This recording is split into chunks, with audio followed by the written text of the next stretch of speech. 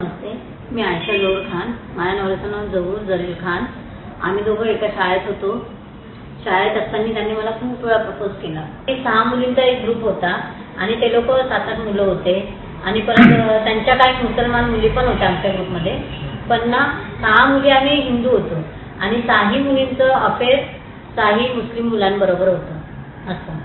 आणि त्या प्रेमाच्या याच्यात एवढी आणली झालेली की मी माझ्या मम्मी पप्पांचा पण विरोध केला, त्यांनी माझा विरोध केला.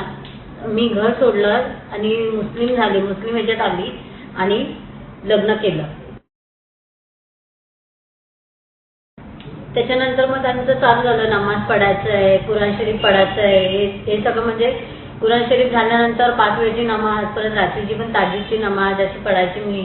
परत याशीन शरीफ 1-2 तास वाचत बसायची अशा प्रकारे. आणि हे सगळं करावंच लागेल असं म्हणजे प्रेशर असायचं. नाही केलं तर ना तुम्हाला कोणा काफिर ठरवलं जाईल, हिंदू बोललं जाईल असं बोलायचे. सुरुवातीला तर खूप त्रास व्हायचा. मग त्याच्यानंतर हळूहळू सवय झाली. पण जेव्हा मी प्रेग्नेंट राहिली ना तेव्हा मला सजदा पण करता म्हणजे कसं ते डोकं जमिनीवर टेकवायचा सजदा असतो ते करते वेळेला ना मला खूप त्रास व्हायचा. तर बोलायचे की उशी ठेवून सजदा करायचा की मग तुला त्रास नाही होणार. ते पण त्यांनी मला शिकवलेलं. प्रेशर केलं ना. माझ्या नंदा पण मला बोलायच्या की है ना अब मुस्लिम को पसंद की, मुस्लिम से शादी की, उसके साथ सब करने वाला तेरे को बीफ खाने अच्छा क्यों लगता है, मरेगी तो मिट्टी में जाने वाली है ना, तेरे को जलाने वाला नहीं है कोई. असे माझे घरचे बोलायचे. पण मी तरी पण बोले हाँ मैं खाती हूँ बाद में, अभी खाने का मन नहीं मेरा, मैं असे बोलून मी नेहमी टाळायचे. जेव्हा मी प्रेग्नेंट होती तेव्हा ना मग मला माहिती पडलं की यांची दुसऱ्या ठिकाणी पण अफेअर चालू आहे. ती पण मुलगी मराठी आहे, तनुजा सरतापे नाव आहे तिचं, हिंदूच होती ती. तनुजा सरतापे नाव होतं तिचं. तिच्या प्रेमात होते हे. आणि त्यानंतर ते मला माहिती पडलं. तर मी विचारलं तर मला बोलले की कुछ नहीं, वो दोस्त है, ऐसा कुछ नहीं हम लोग दोनों में, हम लोग बात करते करते सब बोल रहेंगे की ऐसा अफेअर आहे करके. मारहाण वगैरे तर भरपूर. म्हणजे जेव्हा मला माहिती पडलं की ह्याचं अफेअर दुसरीकडे आहे तेव्हापासून मला जी मारहाण सुरू झाली ती सुरूच झाली. ती मी प्रेग्नेंट राहिली, 8वा महिना मला लागला तेव्हा पण त्या माणसाने विचार केला नाही की हिला अशा अवस्थेत कसं मारू. त्यांनी एवढं लातांनी पण तेव्हा मला मारलेलं की ऑन द स्पॉट ताबडतोब मला ना इतकी मी सिरियस झालेली की मला हॉस्पिटलमध्ये भरती करावं लागलं सकाळी 4 वाजता आणि डायरेक्ट सिझर करावं लागलं. त्या दोघांमुळे माझं मूल पण वेळेच्या आधी आलं.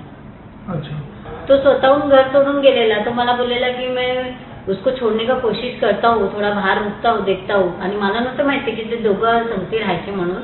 मग नंतर मला माहिती पडलं की दोघं संगती राहायचे म्हणून.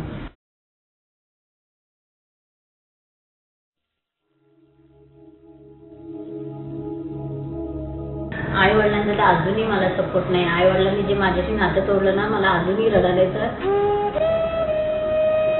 ते लोक बोलतात की ना तू आमच्यासाठी मेली म्हणून.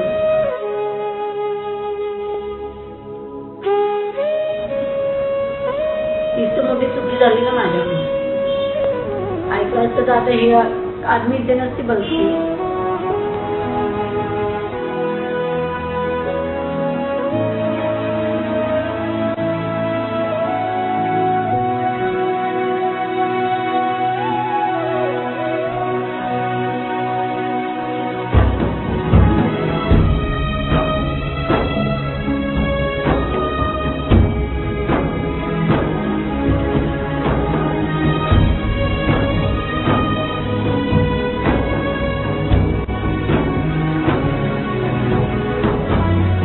राष्ट्रसेना च्या कार्यकर्त्यांनी मला सोडवलं.